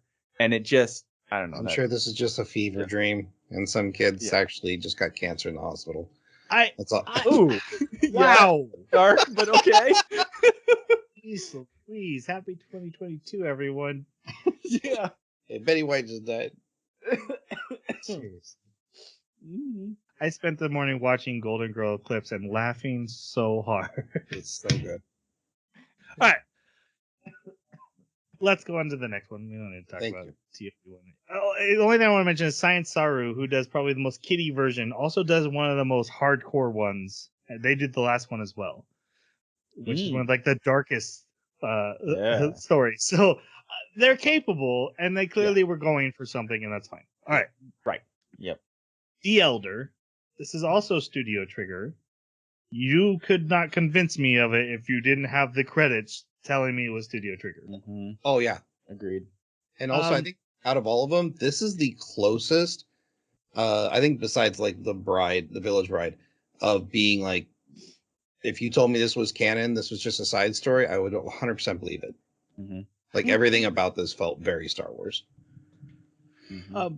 So we have a Jedi who was just called the Master, and his Padawan, his name is Dan, and they're exploring the Outer Rim because that's what the Master likes to do with his time. And Dan wants adventure, and he's like, oh, yeah, apprentices, we'll do that. But then the Master senses a disturbance in the Force, so they go to a nearby planet, and they talk with the local villagers, and the villagers say, yeah, an elderly man was here recently, and we haven't seen him since. So Dan and the Master, Dan's like, hey, let's split up. I'll go climb the mountains, where he probably is, and you can go check out his ship. And so Dan goes with these kids that he's befriended, and the Master goes with some of the villagers to the ship. And they find Dan finds a creature that you have to be careful of in these mountains, but its throat has been slashed by what's clearly a lightsaber blade. And the Master finds the ship, and it's, for those of us who have seen Star Wars, it's all black and red, and it's like that's the most Sith thing I've ever seen in my life. Yeah, exactly. Yes. But this is pre Clone Wars. It could even be as old as High Republic. But yeah, so these are Jedi who haven't seen a Sith in a long time, and Master has even said there hasn't been a Sith in hundreds of years. They're gone. There's no way it could be Sith. Well, this elderly man, short-looking, impish guy with 2 red katana lightsabers, he appears and he attacks Dan. And he's kind of disappointed in Dan. He's like, "You're not the one I was looking for. I want to fight someone good." And Dan tries to felt someone strong, but it wasn't you. Yeah. Dan tries, and Dan gets cut down. He's like, he'll show up when I kill you. Yep. He literally just sits over him. The Master does show up, and he fights this guy, and manages to win because Dan, who's still alive, throws his lightsaber at the Elder, and distracts him long enough that the Master is able to turn off his lightsaber and thrust in and then turn it on to go for the killing blow. And he kills this guy. Right before he dies, though, the Elder self-destructs his ship so they can't learn anything about him. And all himself, somehow. Yeah. Well, yeah, he dies. Turns to ash. Yeah. And then the Master just kind of theorizes that, because he had said some stuff to Dan, that he's probably a former Sith who just lived to hunt Jedi now. And I love the idea that this he looks human, he has a red lightsaber, he could be Sith, but really he's just a monster. This is a monster story. And so while I don't find this one very impressive, the animation is actually kind of simple and the story is just kind of really straightforward. I love the concept of this one more than anything.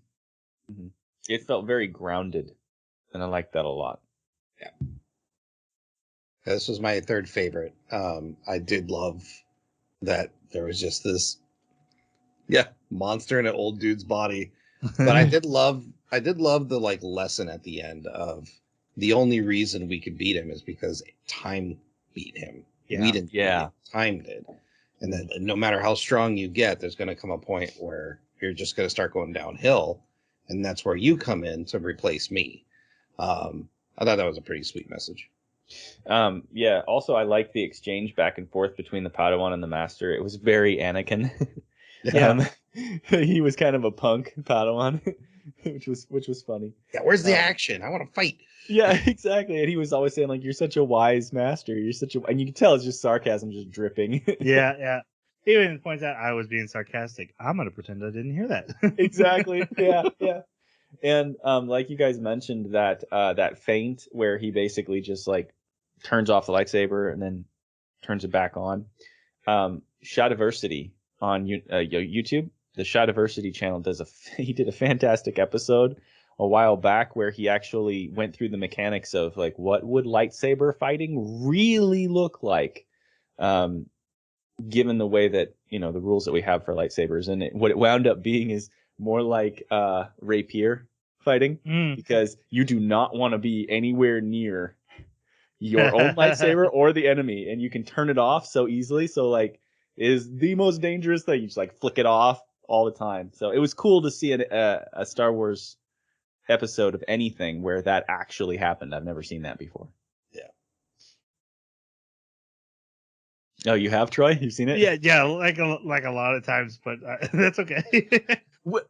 Really? Specifically, I think in Clone Wars it happens a couple times, but that's like a 100 episode cartoon series with a lot of lightsaber. Oh yeah, they're gonna do stuff like that. I didn't watch that. Yeah.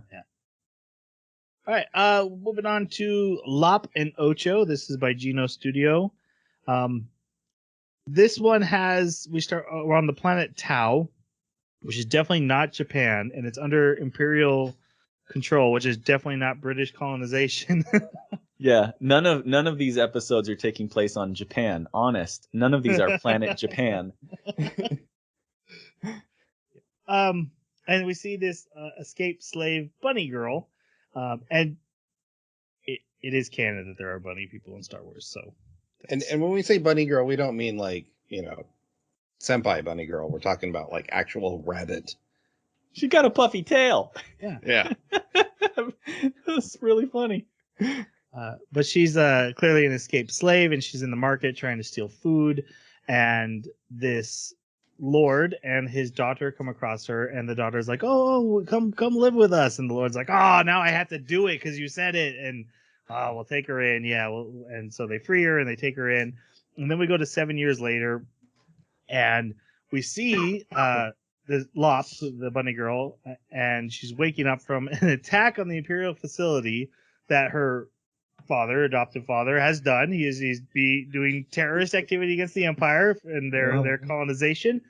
And his daughter, Ocho, his human daughter, is very much against him and is very much, we need the Empire. They are advancing our technology. They're advancing our everything. We need to submit to them. So they're clearly at odds. And he has to run away because the soldiers come. So Lop is driving Ocho, and they find this Imperial officer who's like, "Hey, you said you were going to deal with your dad, and you didn't, so now you need to work with me." And Ocho's like, "Okay." So she officially joins the Empire. So Lop runs home. I love how the officer looks basically like Kefka. Yeah. They make him so obviously evil. He's got like With his elf ears. colored ear. I think that's the one problem I have with a lot of Star Wars in general is the officers aren't just like military officers doing their job. They're just always comically evil. Yes. Yeah. There are Not always, but you find more of them than you do not. I mean, there's an answer for that, but this is an anime podcast, not a Star Wars podcast. So I'll let it go. Selective promotion.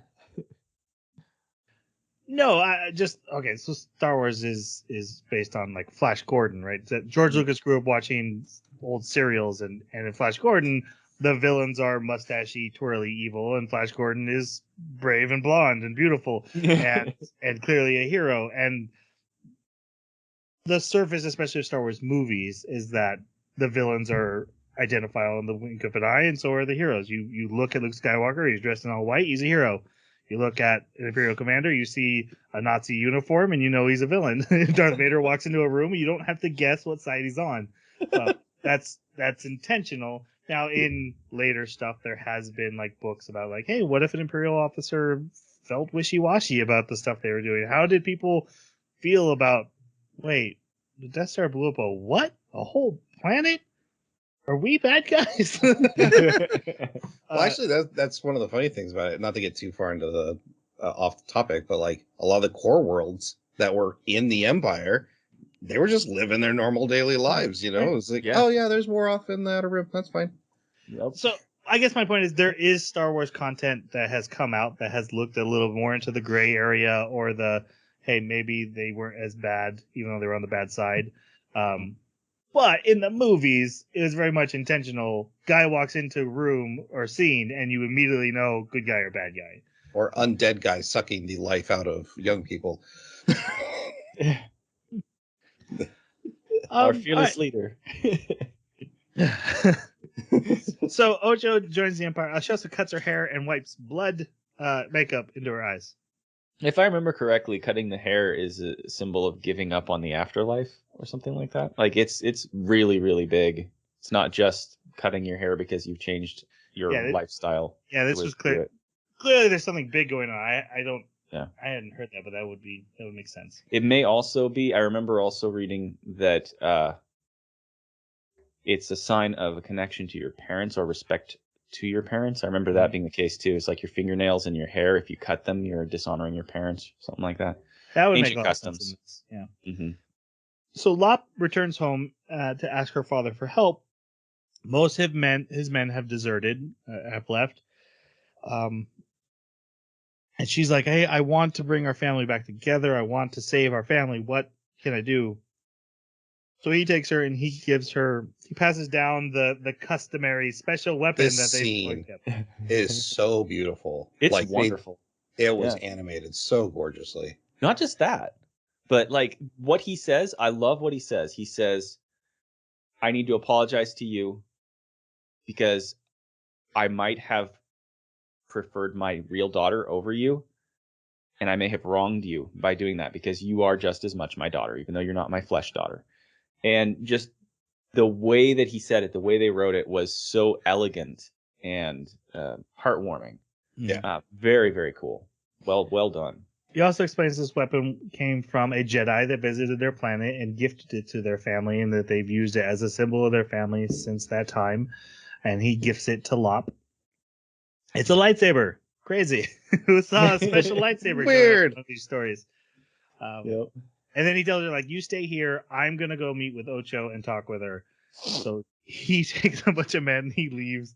But And he then, also leaves like, hey, this is like the last time I'm going to see you. And also like this whole mansion area. Yeah, it's basically gone. You're on your own. Our You need to family's leave. our family's done. Yep. You stay here. I'm going to go. Yeah. Yep. I think he tells her to leave too. Like, To it's leave not the safe planet. here anymore. Yeah, Yeah. I think he did.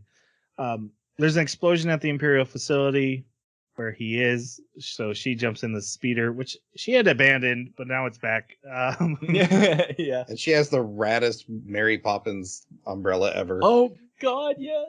Yeah, so she does like this cool speeder jump. The speeder crashes and then she's flying and it opens the umbrella and like sails all the rest of the way to the Imperial facility. Very cool shot. She gets there and the dad is fighting with Ocho and he's like, "I don't want to fight you, daughter." And she's like, "No, I will fight you, Dad, if that's what it takes to make you listen." And right when Lop walks in, she cuts out his eye. Well, he already was missing one, so he's like, "Oh, now I can't see the faces of my daughters." That was my good eye. That was my last good eye. Lop, I need you to save your sister. And so, but Ocho goes to hit her father again, and Lop turns on the lightsaber and blocks her. And now Ocho, who again at the beginning of the story was like, "Hey, let's take this girl in, let's make her part of the family," is like, "You ain't family. Why do you have the lightsaber of the family? Mhm. I'm the head of the family. You aren't even part of this." And Lop's like, "No, I am part of this, and I'm fixing this family." And they have this really cool lightsaber duel. I love in the blade, it's got like kanji. Yeah. Yeah. On the blade, which Yeah. doesn't make sense Doesn't in a make light any blade, sense. but whatever. It's very cool looking. Ocho gets red eyes, clearly, as she's tapping to the dark side. Lop pulls a katana, not a katana, a sai, to her with the force. So they're both now using the force and battling. Lop wins. Ocho falls out, but lands on a TIE Ravager.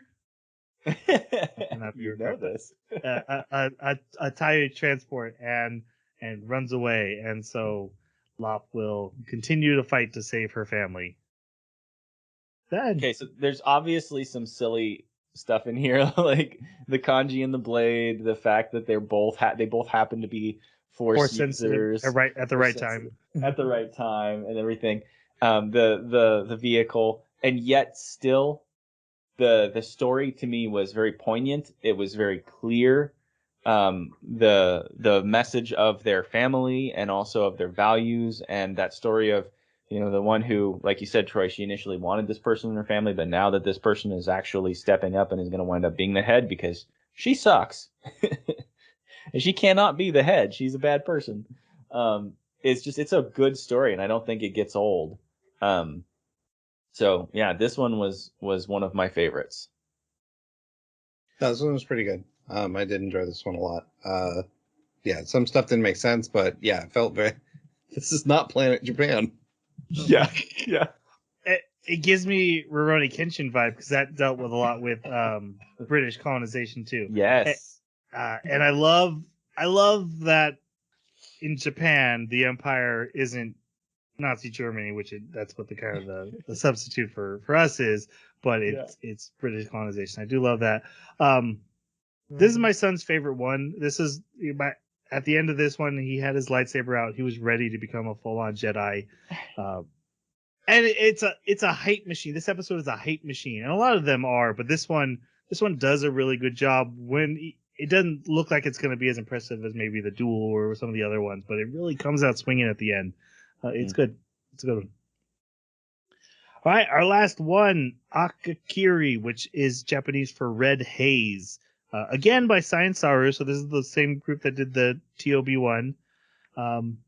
Very different art style on this one, but it starts with a B-wing that is crashing onto the planet that has a Jedi pilot, and he's attacked by, well, we find out they're soldiers. They look like bandits, but they're soldiers. And he's saved by this other group who has a bow, and he passes out and he wakes up and he finds out it's the Princess Misa that has saved him. And he has come because he knew Princess Misa was in danger because her aunt has turned out to be a Sith Lord. Killed the king, was a Sith Lord, and so he rushed back to save Misa. But also he's been plagued by dark visions of Misa of somebody being killed repeatedly.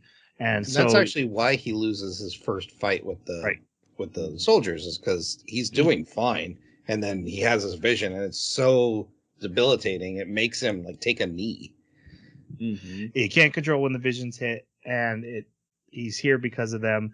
He was here 5 years ago to help her father and her on a Jedi mission, and clearly cares about her.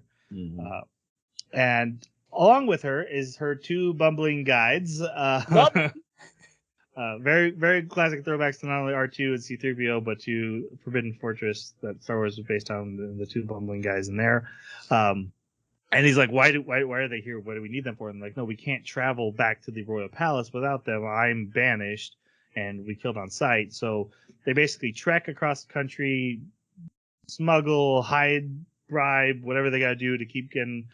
Eventually, they reach an unpassable area, and so they go across this mountain pass that is supposed to be cursed, and they lose one of the guides, and so Tsubaki the Jedi goes back for him, and Misa the princess waits in the city for him. He does eventually come back with him, and then Tsubaki and Misa go to the palace, get inside, but the aunt, whose name is Masugo, the Sith Lord, she appears.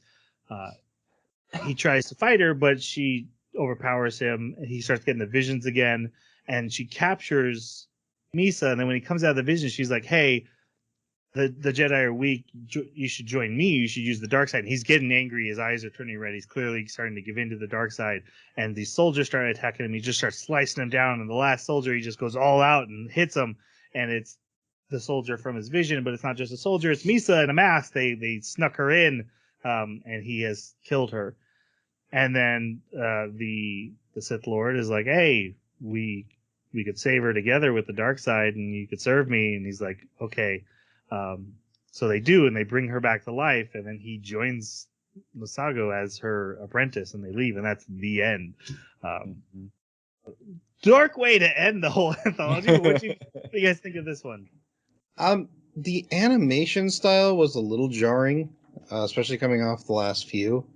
So that was a little off-putting, but yeah, this was a dark story. I was really digging it, and then it got to the end. I was like, "Oh, this is Anakin all over again. My loved one's gonna die, so I better use the power of the dark side to save them." And it was me trying to stop the dying that caused the dying to happen. Right. Uh-huh. Yeah, exactly. If he had never shown up. So yeah, it was. I actually really liked this one, just because of the different theme and the this trail that this troubled Jedi had to endure. Yeah. At first, like in the first few minutes of watching this one, I was so turned off by the animation style that I did not think I was going to like it. But the personality just came through so well. And the way that those two bumbling guides behaved and talked and acted, it was so fun and silly. Like, Tanya and I were sitting there, and when they started like singing as they were eating their meal and stuff, we just started busting up laughing because it was so well done. And so by the end of it, the art style didn't matter at all. It was really, really good. I also love the fact that this one plays with fate too, because the Sith Lord, she says, it was written that you will serve me, and all this while he keeps mentioning fate, that we don't have to follow fate. You're not predestined, right? So clearly there's something in the background, some background fate that he's subjected to, where he's doomed, and he's trying to fight it, and it isn't going to happen, and it doesn't happen because you can't escape the Force. And that was really cool to see. So, and yeah, it was very much a retelling of the Anakin story with some slight modifications in regard to how he was tricked at the end. So I very, very much like this. This is probably my number one. Like you guys have clearly mentioned, this is the Anakin story. But what I love so much about that is so much of everything else has been original trilogy story. Twins and farm people, answering the call to adventure. Obviously, a lot of love for the original trilogy in this whole anthology. The fact that one of them took the time to do a little prequel work, while also still paying homage to New Hope because of the Forbidden Fortress reference. I really like this one. I wonder why it's last, because it is a kind of a sad note to go on. My 7-year-old said, "Well, I this shouldn't be done. They should have more ending where he's actually tricking them and he wins." I'm like, "No, you want," which a 7-year-old would want. I get that. And I do really like the dark ending. It's weird to end the entire anthology on this Empire Strikes Back moment of like, bad guys win, bye. Maybe it's a way to make us want more. To be like, don't you guys want to see that happy ending? The 7-year-old inside of you. Yeah, these all felt like pilot episodes. Yeah. And 2 or 3 of them I'd be fine with. Yeah.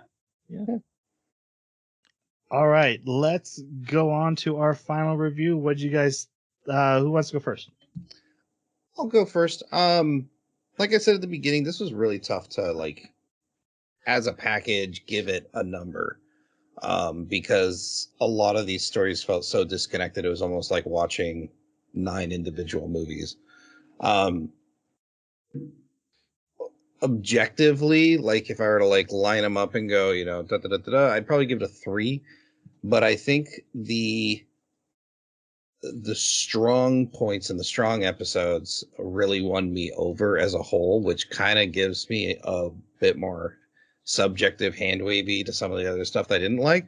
I'm actually going to give this a 4. This is definitely something you should watch if you're either an anime or a Star Wars fan or both. I thoroughly enjoyed myself watching it. Yeah, I got to agree. There's a couple in here that I individually maybe give a 2 to, and there's certainly some 3s, but there's some 5s. So all in all, I got to give it a 4. All right, I'm going to blow all your minds, and I'm only going to give it a 4. That is surprising. Yeah, right? Look, I am a Star Wars shill, and I wear that proudly on my shirt, literally, this moment.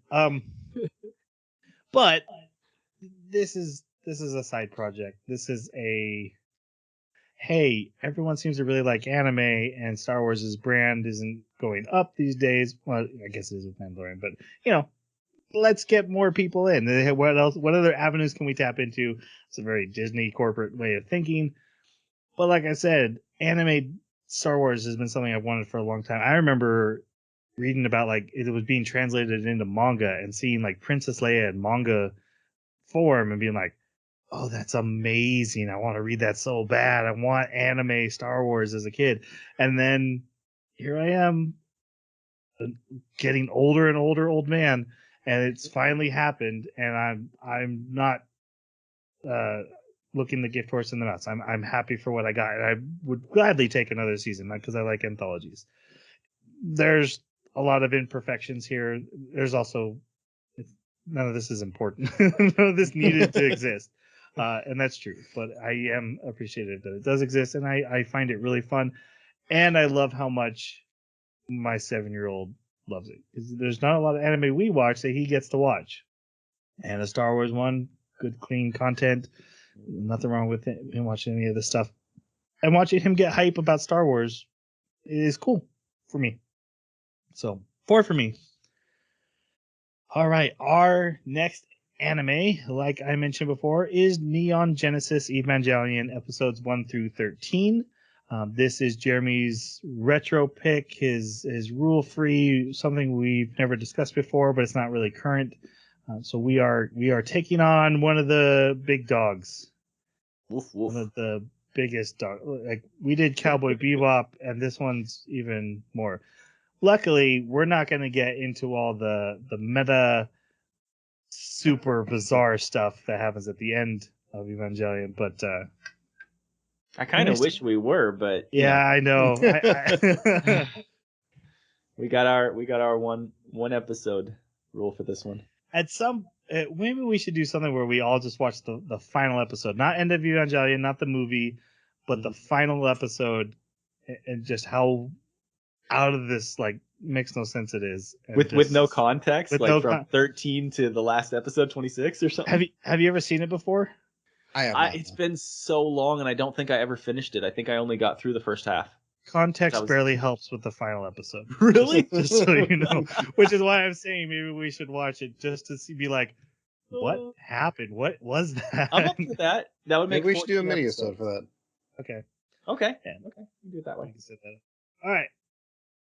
If you would like to share your feelings on Star Wars Visions, please feel free to reach out to us on our Twitter at Baka Podcast, or come to our website and leave us a message, theanimebakaclub.com, or you can leave a comment wherever you found this podcast, and we'll get back to us. Thank you all, and I hope you all had a great holidays. Merry Christmas and Happy New Year's. And we'll be back to regular episodes after Neon Genesis Evangelion and whatever Jason picks for his retro. Then we'll be getting back to more modern anime. But for now, this is our celebration, one of our traditions that we do for this podcast, and we love doing it. So we hope you enjoyed. I think it's time for us to say goodbye. Thanks for listening. Merry Christmas, Happy New Year, and Juro! Sayonara.